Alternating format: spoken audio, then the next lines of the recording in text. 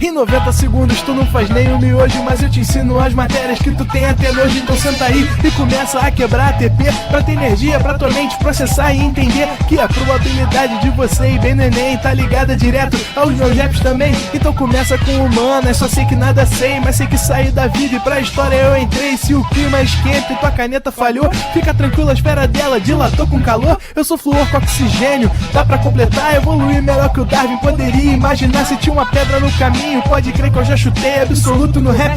Eu nasci pra ser rei, criei uma sociedade aos modelos de Durkheim. O mecanismo dela própria é que diz pra onde vai a inspiração. Thomas Edison dizia, é 1% e o restante o trabalho que fazia. Então senta o rabo aí que eu vou te ensinar. Sometimes rap is the best way to learn, rapá. Eu não compreendo, pero não puedo hacer. É só estudar e ouvir as dicas que eu dou pra você. Confere suas respostas e faz tudo com calma. Manda bem na redação, faz do fundo da alma. Esse é o tópico frasal, ainda tem argumentação. E a resposta pra você eu deixei na conclusão. Se tá nervoso, se acalma pra mandar bem. E se liga nos vídeos que eu te preparo pro Enem.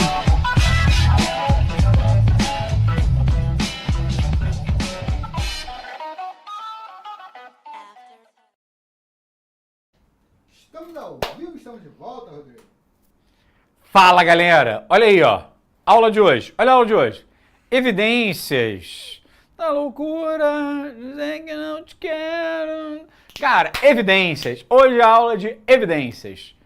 E aí? Quem canta evidências? Quem canta? Quem vai cantar? Vou botar uma participação ao vivo aqui para alguém cantar evidências. Caraca, imagina, hein? Você já viu que eu canto bem, né, gente? Então não tem condição para mim. E aí, vamos lá. Vamos falar sobre as evidências da evolução. Só localizando vocês no conteúdo. Na semana que vem, a gente vai falar sobre teorias evolutivas. Iremos apresentar para vocês Lamarck, Darwin, neodarwinismo. Só que quando a gente pensa em evolução, existem evidências para esse processo.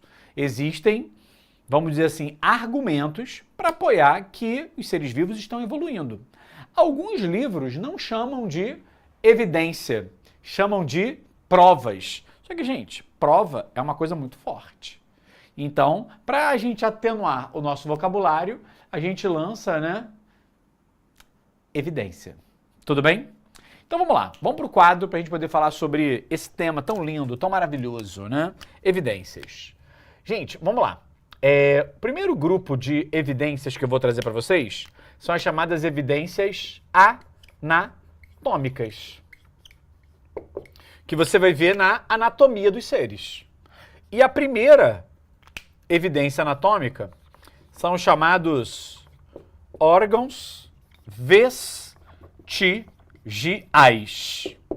Então, vou liberar aqui para você conseguir enxergar. Tá aqui, ó. A primeira evidência são os chamados órgãos vestigiais. E como o próprio nome diz, vestígio. São, ó, restinhos. Tá, entendi. Então são os vestígios, são os restinhos. Então, exemplos de órgãos vestigiais. Órgãos que hoje são só resquícios, são só sobras do que rolou na evolução. Cara, olha aqui, ó. Primeiro órgão, apêndice. Se eu perguntar pra galera para que serve o apêndice, a galera fala assim, ah, Rodrigo, serve para dar apendicite. Serve para dar apendicite. Cara, Rodrigo Reis estava fazendo um simulado, olha aí, ó. Apêndice, o apêndice. O pessoal vai falar que o apêndice serve para dar apendicite, mas não. O apêndice já teve uma função importante. Para quem não lembra, o apêndice ele ficava ali, ó. Ele fica, né, no comecinho do intestino grosso, tá? É um filetinho. E em alguns animais, esse apêndice ele era bem longo e ele era colonizado, ele era ocupado por bactérias e protozoários, que produzem celulase, ou seja, animais que são herbívoros, e se ele é herbívoro, ele come vegetal, e os vegetais têm celulose. Na hora que ele come, o que vai acontecer? Ele tem a celulase que vem das bactérias que estavam no apêndice. Só que com a nossa dieta onívora, se tornou desnecessário. Então não é uma vantagem ter isso. E aí as pessoas falam assim, ó, o apêndice, né, ele foi reduzindo. Na verdade, o que acontece? Imagine dois grupos de seres humanos. um grupo que tinha um apêndice longo. E não havia vantagem nenhuma em ter esse apêndice longo. E um outro grupo com apêndice curto. Cara, o que a seleção natural fez? Eliminou esse cara de apêndice longo. Por quê? Porque se o apêndice dele era mais longo, ele tinha mais chance de ter o quê? Apendicite. Então a seleção natural chegou nele e vrau!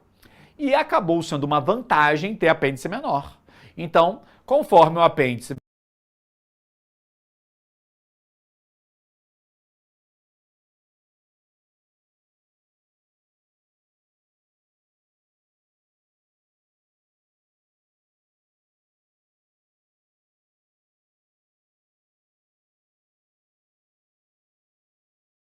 menor ele ficar, vai ser melhor pra gente. Ai, Rodrigo, então eu posso fazer isso de maneira voluntária? Não. Isso acontece ao acaso, tá? Outra estrutura, né, que nós temos, o chamado COX. O pessoal fala assim, ai, meu coque tá doendo aqui atrás, ó, meu coque. Gente, o que é o COX? Ele é o final da coluna vertebral. São os últimos ossinhos. E em alguns mamíferos, o COX é a cauda, gente. A cauda. Tu pega lá, ó, os macacos têm cauda, o doguinho tem cauda, os gatinhos, né, lindinhos, né? É o nosso pré-rabinho, né? Adorei. A Musa Nisei Sansei mandou, né? É o nosso ex-rabo, pré-rabinho, né? Adorei, a galera é muito fofa, né? Cara, é o nosso pré-rabo. E nós não temos. Para que serve a cauda? Para que serve o rabo, por exemplo, num cachorro? Ele serve para ajudar a dar equilíbrio para ele. E tem uns caras muito escrotos que vão lá e cortam o rabinho do cachorro, já viu isso? Tadinho, né? E o rabinho dele dava equilíbrio para ele. Só que nós não temos o rabinho. Isso quer dizer que a gente não tem equilíbrio? Tem. Quem controla nosso equilíbrio é uma área do cérebro chamada de cerebelo. Então, ter um cerebelo nos possibilitou não ter cauda. Isso é uma vantagem. Porque a cauda é um elemento que pode ser, né, um prejuízo numa luta. Imagina, tu tá brigando com um cara, né, e tu vai lá, puxa ele pelo rabo dele assim. Cara, tu fica fragilizado. Então tenta imaginar no processo evolutivo um humano sem rabo e um humano com rabo. Esse cara com rabo se ferrava numa luta, porque ele tinha um ponto ali, ó. E aí o que aconteceu? Ele, cara, foi eliminado, tomou um vapo, né? Vapo, foi eliminado e foi selecionado outro. Então, não ter cauda foi uma vantagem. Ah, Rodrigo, mas o cara perdeu equilíbrio? Não, porque o cara que não teve cauda era o cara que tinha um cerebelo mais desenvolvido.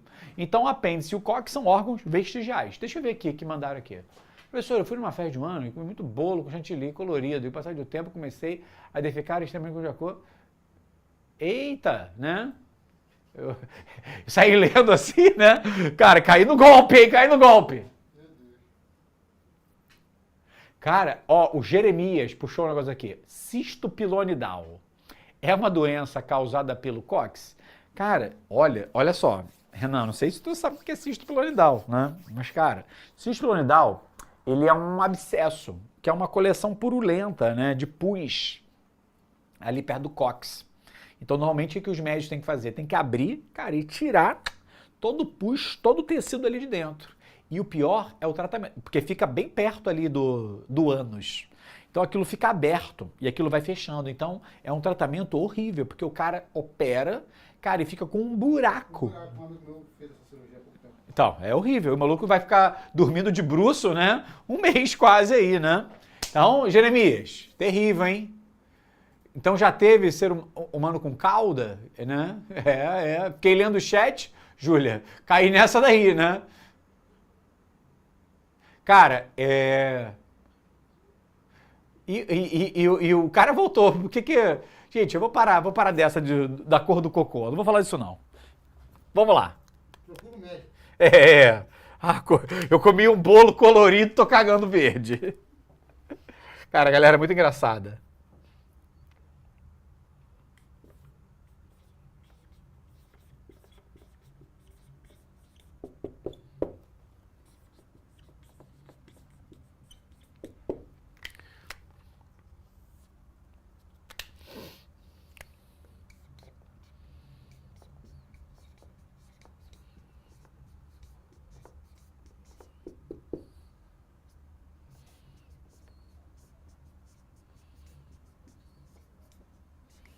Vamos lá, gente. Próximo item.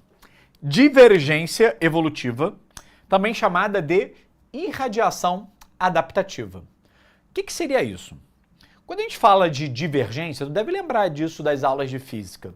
Por exemplo, o que era uma lente divergente? O que era um espelho, né, que gerava divergência?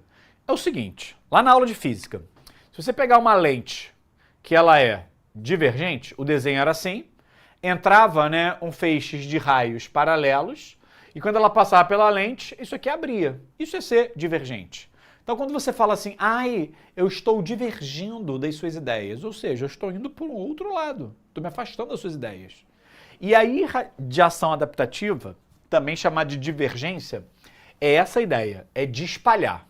Então, imagina o seguinte, gente, imagina só o que a gente tem aqui.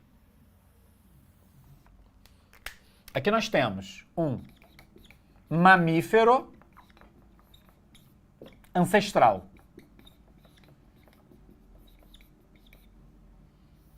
Que é um mamífero primitivo. Desse mamífero surgiu quem? Olha só o que surgiu. Surgiu morcego.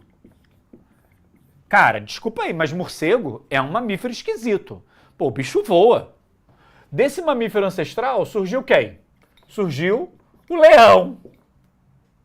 Olha aí. Desse mamífero ancestral, olha quem surgiu. O ornitorrinco. Rodrigo, que desgraça é essa, ornitorrinco? Cara, é um bicho que tem lá na Austrália. Ele é mamífero, mas ele tem bico de pato, tem pé de pato, bota ovo igual pato, mas é mamífero porque produz leite. Olha que troço esquisito. E já que a gente tá falando de Austrália, que é lugar esquisito, cara, lá também tem o quê? Canguru. É mamífero, é estranho. A gente tem, por exemplo, baleia. A gente também tem o quê? Humanos, também são esquisitos. Né? O pessoal até que come glacê colorido aí, né? Então, o que a gente está vendo? Desse mamífero ancestral surgiu uma galera muito diferente. Tem um pessoal que voa, tem um pessoal que bota ovo, tem um pessoal que nada, tem um pessoal que fica pulando, que tem uma bolsinha aqui que é o canguru. Cara, então olha só o que aconteceu com esse mamífero ancestral. Ele se espalhou. Ele tem uma irradiação, uma divergência. Ele foi lá e espalhou.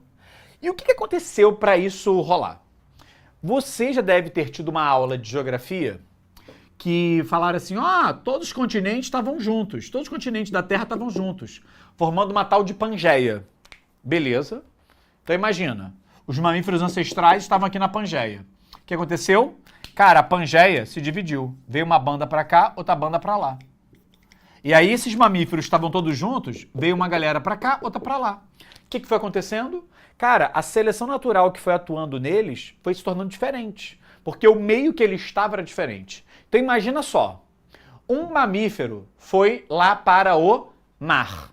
Cara, se o mamífero foi no mar, o que seria melhor para ele? Que o membro superior dele virasse uma asa, virasse uma pata ou virasse uma nadadeira?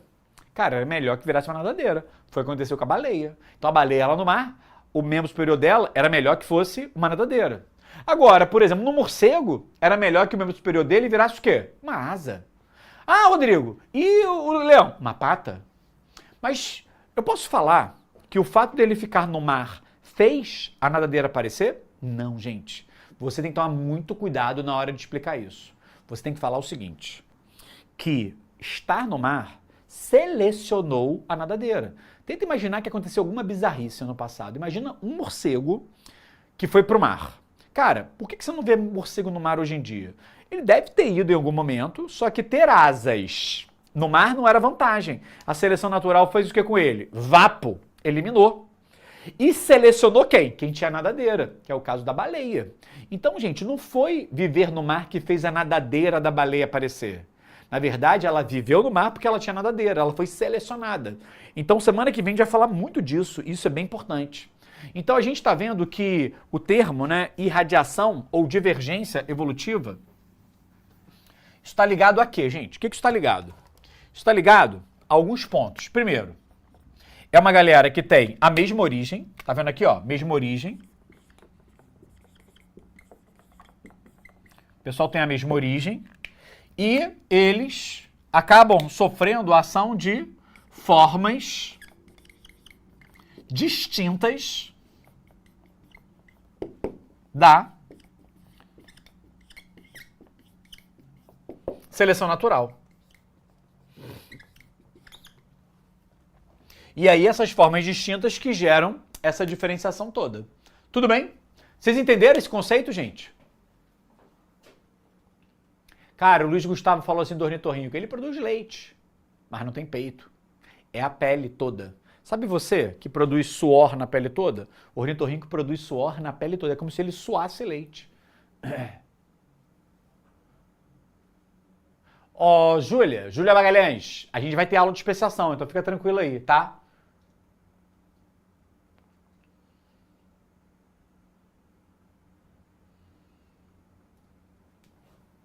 Beleza. Agora deixa eu lançar uma observação.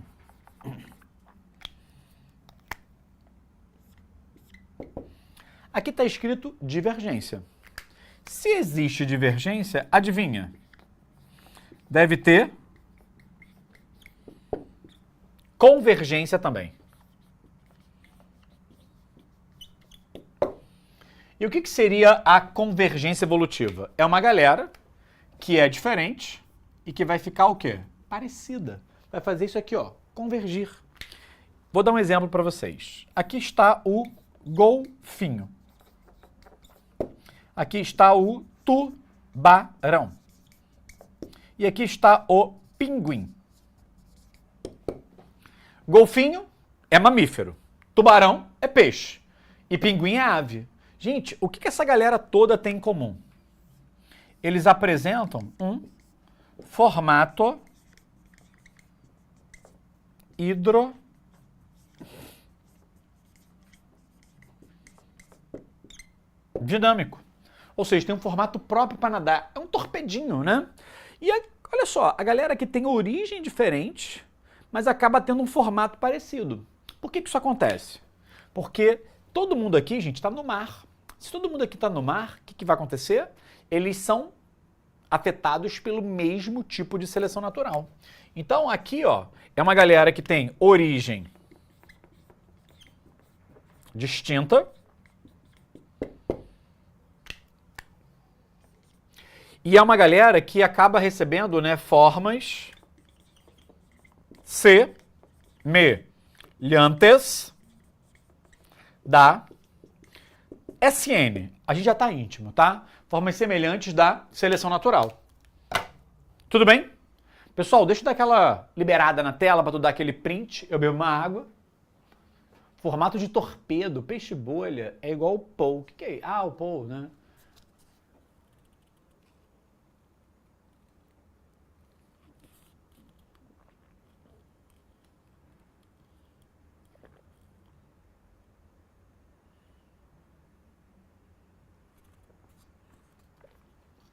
Cara, a Júlia me perguntou um negócio que eu adoro explicar, né? Como é que surgiu, por exemplo, a domesticação de cães, né? Porque o cão, ele veio do lobo, o chamado Canis lupus, que é o lobo. E o que aconteceu com um lobo, né? Seres humanos fazendo ali, né? O homem primitivo fazendo aquelas fogueiras no meio do mato. E alguns lobos mais mansos se aproximavam dos humanos. E aí o que os humanos fizeram? Capturaram esses lobos mais mansos. E eles passaram a cruzar lobo manso com lobinha mansa. E os filhotes que eram mansos eram cruzados entre si. Então os homens foram fazendo o que a gente chama de seleção artificial. A gente foi escolhendo qual é o tipo de lobo que a gente queria. Então a gente pegou o lobo, que era um animal selvagem, e foi fazendo cruzamentos até chegar onde, gente? Naquele mansinho. E aí é muito escroto, né, Renan? Porque tu pega o lobo, animal selvagem, e de repente vira um pug, né? Que é um bicho que vive roncando aí, né? Então, gente, rola isso. E o maneiro dos cães, né, cara, é que características que alguns cães têm, elas foram inseridas artificialmente. E não foi fazendo genética, não. Tipo, eu vou manipular o DNA. Não, foi cruzando uma raça com a outra. Então, por exemplo, eu quero um cachorro que consiga farejar no ar. Então vou cruzar para pegar isso aí. E o cara vai selecionando. Então tem muitas raças de cães que são recentes, cara. Tem menos de 100 anos, que vieram de cruzamentos, que foram feitos por seleção artificial. Eu fui escolhendo a característica que eu quis.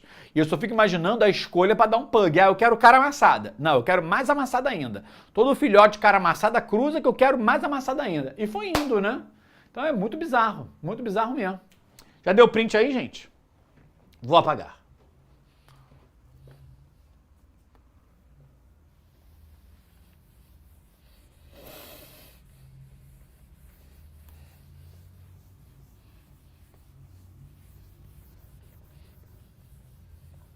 E o jogo do Mengão? Que horas é, Renan? Tá rodando já. Já, e aí? 0x0? É Flamengo e quem? Palmeiras. E deve ser bom que o Flamengo perca, né? Sempre é bom, né?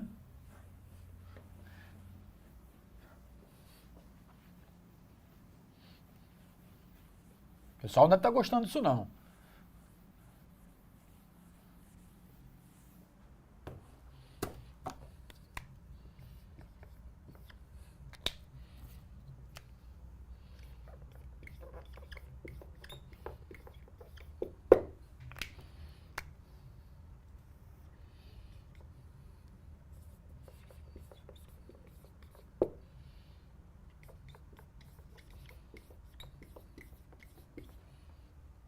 Olha aqui, gente.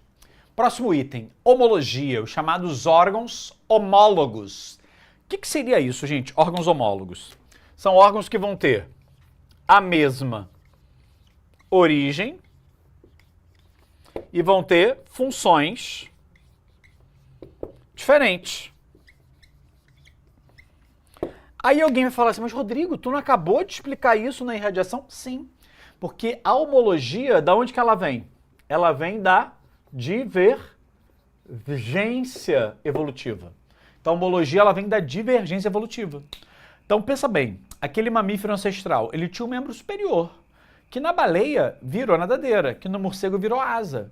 Então, eu posso dizer que o membro superior da baleia e do morcego tem a mesma origem.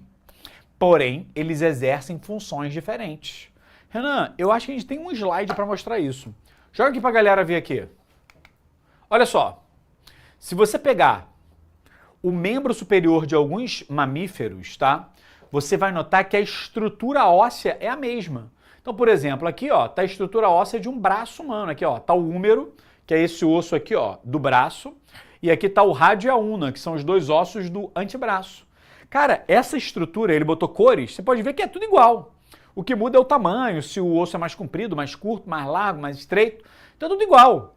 Então você vai ver que o nosso membro superior virou nosso braço. Aqui o do musaranho. Agora olha a pata de uma ovelha, a pata de um cão. Cara, a estrutura óssea ela é bem parecida. Só que, por exemplo, pra gente serviu para agarrar o nosso membro superior. De ovelha e de cão é para correr. Já da foca e do golfinho é para nadar. E aqui tá o do morcego, tá vendo? Ó, que é para voar. Aí ele coloca outros dois exemplos, né? O do pterodáctilo, tá?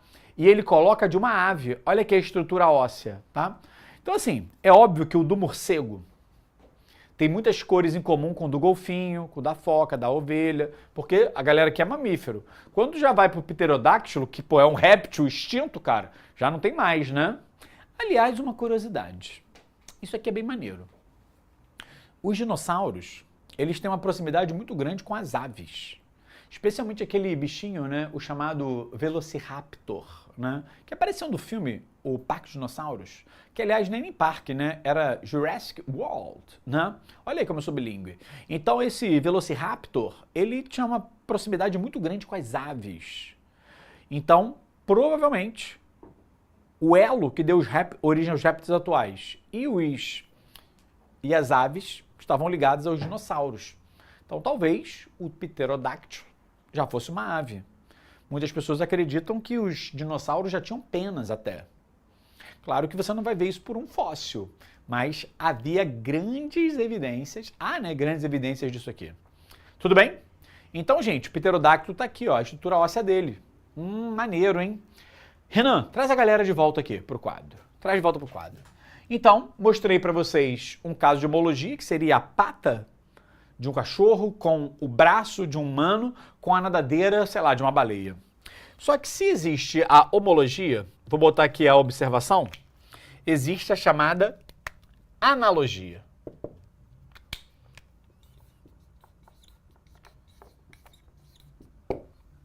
E a analogia, ela vem da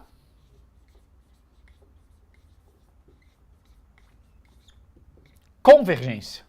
A convergência evolutiva gera a analogia, que a gente também pode chamar, olha aqui, ó, de órgãos análogos. E quando a gente tem um caso de analogia, são estruturas, né? São órgãos que têm a mesma função, mas têm origem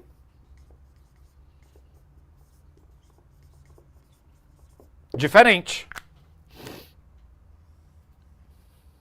Então vai ter a mesma função e vai ter origem diferente. Por exemplo, naquele quadro que estava agora há pouco, eu falei para vocês sobre a nadadeira do golfinho, que é para nadar.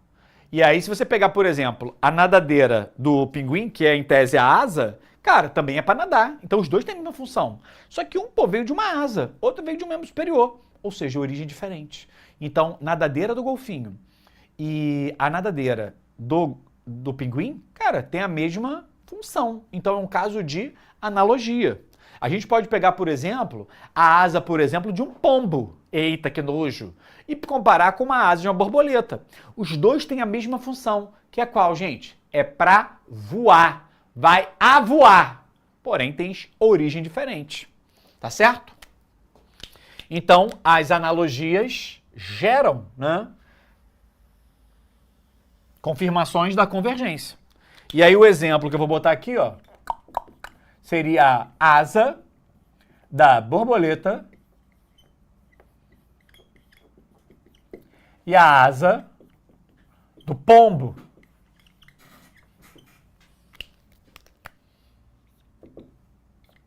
Botei aí.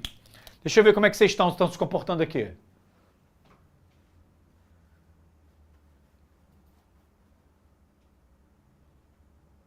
Caraca, o Emanuel mandou um cordeiro aqui essa hora. Pru, pru. Deixa eu ver.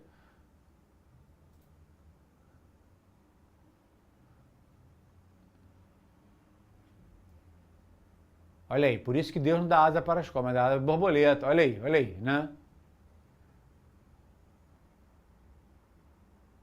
Cara, olha aí, o Giovanni mandou, né? Professor, por que o homem tem peito? O que você quer dizer com peito? Mama ou peito? Deixa eu ver aqui. Eu queria ser um jacu. Ele indo ler o chat na hora que tá imitando um pombo. Cara, deixa eu explicar aqui o negócio do peito, né? Eu acho que tá falando de mama. Por que homem tem mama? Cara, todos os mamíferos têm glândulas mamárias. Por isso que nós somos mamíferos, porque nós mamamos, tá? E os machos têm glândulas mamárias e as fêmeas. A diferença é que na puberdade os hormônios sexuais femininos fazem as glândulas mamárias das mulheres se desenvolverem. E um cuidado que todo mundo tem que ter. Existe câncer de mama em homem e em mulher. Só que como as mamas das mulheres são mais desenvolvidas, o risco delas desenvolverem um câncer de mama é muito mais alto. Homem tem câncer de mama, mas a possibilidade disso acontecer é muito mais difícil. E por conta de ser mais difícil, os homens investigam mal, pesquisam mal. O que acontece? Quando o cara descobre que está com câncer de mama, cara, o troço já está super avançado e aí é muito grave. As mulheres estão muito mais ligadas, porque é um problema mais comum para elas. Então elas fazem aqueles exames preventivos, né? Aquela mamografia para descobrir logo, ela faz o autoexame das mamas. E como a mama da mulher tem mais tecido mamário, é mais fácil de fazer esse exame manual. Nós, homens, temos menos tecido mamário. A não ser que o cara faça o quê? O cara faça amor com suco. Quando o cara faz amor com suco, a testosterona natural dele pode ser bloqueada. E aí o que acontece? Ele acaba aumentando o nível de estrogênio dele. E isso acaba desenvolvendo mais mamas. O cara vai desenvolvendo mama, aquele carocinho vai crescendo. Isso é a chamada ginecomastia. E aí, se ele quiser, ele faz o autoexame das mamas. Ele consegue, tá? Ele vai conseguir palpar o tecido mamário. Isso aí, cara, causa um problema, né, estético para a pessoa. Um homem desenvolveu glândulas mamárias. Tem remédio que resolve isso? Tem remédio que o cara toma para bloquear a testosterona. Hoje, o que eu vejo que me preocupa muito, né? Tem muitos médicos que prescrevem anabolizantes para os pacientes. E a literatura médica mostra que não existe segurança para isso. Ah, o meu médico está vendo os exames, tudo controla. Cara, ninguém garante que é isento de problemas. Nenhum estudo garante, ó, cara, vai com Deus que vai dar certo. O que a gente tem visto surgem vários efeitos colaterais. A diferença é que os médicos mais capacitados, eles sabem manobrar esses efeitos colaterais. Porque quando o cara começa a tomar anabolizante, o cara pode ter muita espinha, tem maneira para atenuar isso. Tem ginecomastia, tem maneira de atenuar isso. Então, muitos médicos acabam virando o quê? Apagadores de incêndio quando prescrevem anabolizantes. Porque o cara vai ter o efeito que ele quer, que é aumentar a massa muscular, aquele crescimento, cara, intenso, né? Só que, por exemplo, vai dar acne, pode dar problemas mais sérios, podem alterar o colesterol do cara, aumentar, né, o LDL, reduzir o HDL. Tem como resolver tudo isso. Mas você acaba tendo que ficar equilibrando a opção de pratos. E a pergunta é, vale a pena? Para você ter um resultado estético? Uma coisa é o cara que é atleta, o cara que compete. Agora, o outro caso é tu, que, pô, quer ficar fortão para ficar fazendo storyzinho no Instagram. Pelo amor de Deus, né? Tem os caras, tem as... Olha aí, ó, o Ângelo já mandou, fica calvo. Cara, nem tá parecendo que eu tô calvo, gente, ó. Tô até bem cabeludo hoje aqui, ó. Deixa eu ver mais aqui. Aí, Heloíse, mandei, né? Mandei. O Giovanni falou assim, pô, e a produção do leite? Cara, homem que tem ginecomastia e começa a produzir leite, aí ficou mais sério. Porque geralmente a produção de leite está associada a problemas da hipófise. E que muitas das vezes não tem a ver com o anabolizante não, tá? Mas rola. Rola o lance da produção de leite. Ó, Paloma, eu conheço uma mulher fortuna que toma anabolizante. Acontece, né? Acontece. Então, beleza. Mandamos isso aqui. Vamos voltar pro quadro. Agora,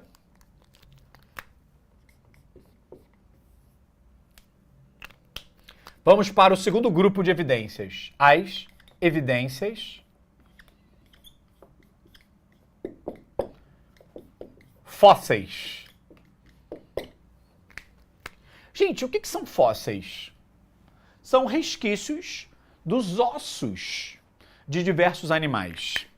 E esses registros ósseos, eles ficam, né, guardados, por exemplo, no solo. É aquela cena clássica do arqueólogo, que fica aquele pincelzinho, né, limpando o chão assim para ver se acha um osso. E a gente tem, né, várias ossadas hoje de, por exemplo, o Tiranossauro Rex. Cara, uma vez eu viajei, eu fui a uma cidade, cara, chamada Chicago. E lá tem um museu, que é o museu principal de Chicago. Cara, e quando tu entra, tu encontra a maior ossada, a ossada mais completa de um Tiranossauro Rex que tem no mundo, tá? Então, no museu lá de Chicago, tá? Se vocês quiserem, né? Vocês podem pagar a passagem para ir lá de novo, tiro fotos. Então lá tem um tiranossauro que o pessoal acredita que seja mulher e ela é chamada de Lucy. Então a Lucy é a maior ossada, a ossada mais completa de um Tiranossauro Rex que tem no planeta Terra e tá lá. Então, cara, graças aos registros fósseis, o pessoal conseguiu pegar o osso, consegue entender como funciona aquele animal. Então o cara consegue, né, ter essa evidência. E muitas coisas foram explicadas ao longo do tempo graças aos registros fósseis. Por exemplo, quando a gente fala, né, do cavalo,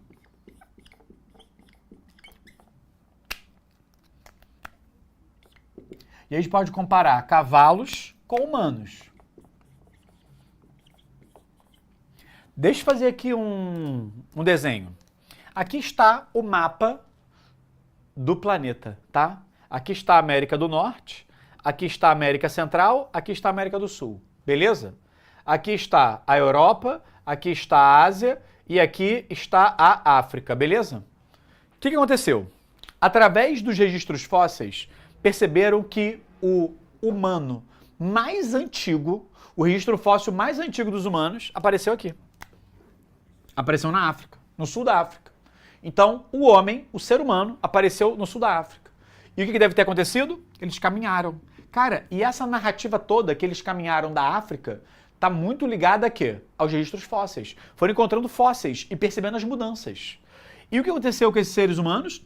Vieram andando para cá, vieram para cá, vieram para cá. E o que tem aqui, gente? O chamado Estreito de Bering. Só que como a Terra é redonda, não sei se eu magoei alguém, né? Mas a Terra é redonda, se ela é redonda, essa ponta, ó, vem para cá. Então, esse cantinho daqui, ó, que é a quina, né, da Rússia, pô, se conecta com Alasca. E aí, em uma era glacial, provavelmente solidificou, era uma distância curta, e o homem veio andando por cá e veio parar aqui. Então, através dos registros fósseis, percebemos que o último lugar que os humanos chegaram foi a América do Sul. A jornada da humanidade foi essa. Subiu a África, passou pela Ásia, atravessou o Estreito de Bering, veio pela América do Norte, Central, chegou na América do Sul. Esse é o caminho que o homem percorreu. E a gente só consegue ter evidências disso graças aos registros fósseis. Muito bom. Agora, quando a gente olha para o cavalo, olha só, o cavalo surgiu na América do Sul. O cavalo provavelmente fez o caminho contrário. O último lugar que o cavalo chegou foi na África. E os primeiros fósseis, né, os fósseis mais antigos de cavalo que foram encontrados na América do Sul, os cavalos, gente, eles eram pequenininhos. Então, imagina um cavalo do tamanho, sei lá, de um chihuahua, um cavalinho pequenininho, né? Ia ser ótimo se existisse esse cavalinho pequenininho hoje, né? Tu ia botar uma bolsa, botava teu cavalinho aqui dentro, tava de bolsa, botava o cavalinho, e aí ele com a cabecinha pra fora, aquela crina linda, brilhosa, aí ele passava em frente a uma loja, ele dava aquela relinchada, né? Imagina, quem não gostaria de ter um cavalinho, né? Pô, pra botar na bolsa pra andar ele assim, né? É menor do que um pônei, gente. É menor do que um pônei.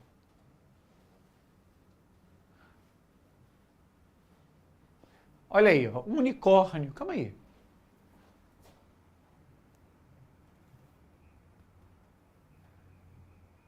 E o museu do filme Uma Noite no Museu? Júlia, esse museu é o museu de História Natural de Nova York. Esse de Uma Noite no Museu. Mas o Museu de Chicago tem a ossada mais completa, que tem mais ossos. O de Nova York acaba sendo muito mais famoso, porque quando fala, por exemplo, de cidades dos Estados Unidos, o pessoal pensa mais em Nova York do que em Chicago. Chicago é tipo Gotham, uma cidade meio sombria, mas lá em Nova York também tem, mas tem menos ossos do Tiranossauro Rex. Deixa eu apagar aqui meu mapa mundi, que a galera ficou perplexa de tão lindo e maravilhoso que estava.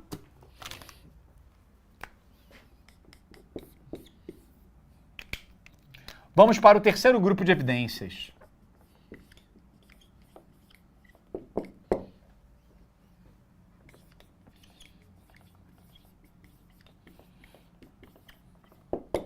Cara, terceiro grupo de evidências são as evidências embriológicas. Lógica, tá ligada aos embriões. Se liga, meu lindo e minha linda. Quando você estava na barriguinha da sua mãe, logo nas suas primeiras semanas de existência, você estava lá. Tu se achava gente? Tu não tinha cara de gente, não. Quando tu tava, logo no comecinho ali, cara, tu era, sabe o quê? Meio que um girino. Tu parecia um girino. Um girino. E essa brincadeira que o pessoal fala, pô, meu filho tá na fase de que parece um girino dentro do útero da minha esposa. Cara, é verdade. Porque quando a gente tá na barriga da nossa mãe, logo nas primeiras fases, a gente tem cauda. Lembra que eu falei hoje da cauda, que ela vai regredindo? Nós tínhamos cauda quando tava na barriga da mãe. Só que ela foi atrofiando. Nós tínhamos, cara, aqueles rasgos aqui no pescoço, que eram as fendas branquiais. E tem um dado que é extremamente interessante. Se você pegar um embrião muito primitivo de humanos e comparar com um embrião muito primitivo, por exemplo, de um réptil, eles se parecem demais. Talvez uma pessoa que não tem o olhar muito atento não vai conseguir dizer quem é humano e quem é réptil, porque os dois têm cauda, os dois têm aquela estrutura toda escrota, né? Então, por que existem evidências embriológicas? Porque parece que durante o nosso desenvolvimento embrionário, algumas etapas da evolução acontecem ali. Então teve um momento que a gente foi peixe, um momento que a gente foi anfíbio, que foi réptil, que foi ave, e tudo isso acontece onde? Dentro do útero da nossa mãe. Existe uma regra que diz que vou botar aqui, ó, o desenvolvimento embrionário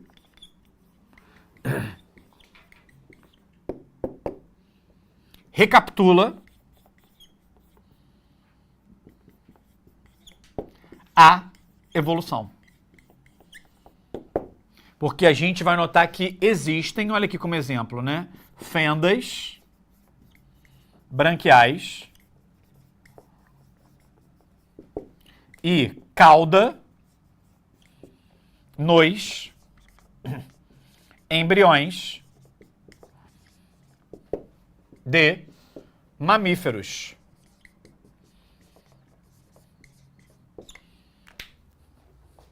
Então isso aqui, gente, é uma grande evidência que em algum momento, cara, essas fendas branquiais que a gente vê no tubarão, né? Cara, a gente já teve isso, só que essa parada fechou, graças a Deus. Quer ver outro negócio que era muito sinistro? Se você, embrião, abrisse a sua mão aqui, ó, tu ia ver que ia ter uma prega entre os teus dedos. Caraca, tinha uma prega, não ia dar nem pra usar, ó, anel. Imagina, uma membrana entre os dedos, tu não ia conseguir enfiar um anel. E aí, ó, tu não ia ter compromisso, olha aí, ó, tá querendo fugir. Cara, só que essas membranas, elas desapareceram durante o desenvolvimento embrionário. Porque imagina só, se você tivesse essas membranas ainda hoje, na hora que você fechasse um dedo, você ia fechar todos. E do ponto de vista evolutivo, ter os dedos separados, gente, é muito importante. Porque ter esse movimento aqui, ó, de pinça, tá vendo aqui, ó, esse movimento aqui, ó, isso aqui, gente, é um movimento muito refinado, que tem até ser humano que tem dificuldade de fazer, tá? É um movimento que demanda uma complexidade neurológica muito avançada, porque é um movimento que permite que a gente faça trabalhos manuais, detalhezinhos, né? Então, muito do sucesso evolutivo da espécie humana está com essa capacidade de usar os dedos. Você vai ver que muitos animais não têm esse polegar aqui, ó, que faz oposição aos outros dedos. E isso é ótimo, porque a gente consegue fazer o quê? Um movimento de pinça. Muitos animais, esse quinto dedo fica aqui, tá? Que aí o cara consegue agarrar, por exemplo, uma parada, mas não consegue fazer esse movimento com detalhes, esse cuidado. Existem coisas em nós, seres humanos, que trazem o nosso sucesso evolutivo. Por exemplo, esse polegar que faz pinça, isso aqui, gente, é incrível para os trabalhos manuais. Nós, seres humanos, temos os dois olhos, gente, no mesmo plano. Já viu que tem, por exemplo, aves que um olho está aqui na cabeça e o outro está aqui? Um olho olha para cá e o outro olha para lá? A gente tem os dois olhos no mesmo plano. Por quê? Porque os dois olhos estão vendo o mesmo objeto. E aí, quando um olho tem um campo visual em cima do outro olho, vou até desenhar para vocês verem, né? Imagina aqui, aqui está um olho teu, aqui está outro olho, tá? A cabeça está vendo de cima. Esse olho enxerga para cá, esse outro olho enxerga para cá. Esse pedaço aqui que a sua visão tem interseção, você tem noção de profundidade. Então imagina se tu... Imagina a gente, tipo Tarzan, cara, pulando de um cipó para outro. Cara, ter noção de profundidade, tu sabe a que distância está o cipó. Tu consegue agarrar ele. Agora, animais que têm a visão, né? Que não tem essa sobreposição, ele não sabe onde está. A gente diz que essa visão que nós temos é a visão binocular, né? Que a gente consegue ter essa região de sobreposição que acaba tendo essa noção de profundidade. Então, nós, seres humanos, cara, temos várias vantagens evolutivas. Outra é o cuidado que as fêmeas têm com os seus filhotinhos. A gente vê que o cuidado, pô, isso é muito importante. Cuidado, gente. Permitir que esse descendente ele chegue até uma idade mais avançada. Então isso é muito bom. Deixa eu ver aqui as perguntas, né? Já viu The Boys? Ah, cara, a Luana mandou o profundo, né? O Deep, né? Que, aliás, tá aí rendendo. Já podia ter morrido, né? O profundo do The Boys. Cara, ele tem essas fendas branquiais, porque provavelmente, né, o fator V dele lá fez ele ficar o quê? Né? Meio peixe. Então ele manteve essa característica aí. Muito bom. A Rayane perguntou assim, esse assunto é recorrente no Enem? Cara, o que mais cai dessa aula no Enem é a parte de homologia, analogia, convergência e divergência. É esse pack que aparece bastante. Deixa eu ver aqui, ó. Que da hora. Observo. Só observo, tem casal aqui. Gente, meu Deus, né? O pessoal desenrolando aqui, ó, deixa eu ver. No Aquarrio tem um fóssil de baleia. Não, cara, eu não lembro se tem fóssil de baleia. Eu fui no Aquarrio logo quando inaugurou, né? Então deixa eu liberar pra galera dar o print. Dá o print aí. Então, muito bom, gente. Excelente. Renan, traz a galera aqui pro Chroma Key. Então, pessoal, encerramos mais uma aula e eu vou deixar um recado para vocês. Semana que vem, quarta-feira, nós teremos aula de quê? A gente vai falar sobre Lamarck, Darwin e neodarwinismo. Esse assunto, o pessoal está perguntando agora no chat, é fundamental para você que vai fazer o Enem. Então não perca a aula semana que vem. E na Bio 1, a gente vai falar sobre tecido nervoso, neurônio, impulso nervoso, gente. Tu não pode perder. Então, cara, semana que vem, já coloca na agenda, já separa pra estar aqui, porque 7h30 tem aula de biologia. Então, um beijo e vamos secar o Flamengo. Valeu! Assista nossas aulas a hora que você quiser. Vem com o Pro, o cursinho online que mais aprova no Enem. Assine em proenem.com.br.